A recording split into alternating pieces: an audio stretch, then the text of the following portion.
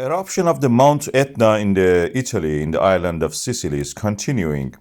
The volcano has been erupting since 3 days ago, and now we have a continuation of the Strombolian style of the eruption, means fountains of lava occasionally rising to a few hundred meters, ash cloud rising a few hundred meters.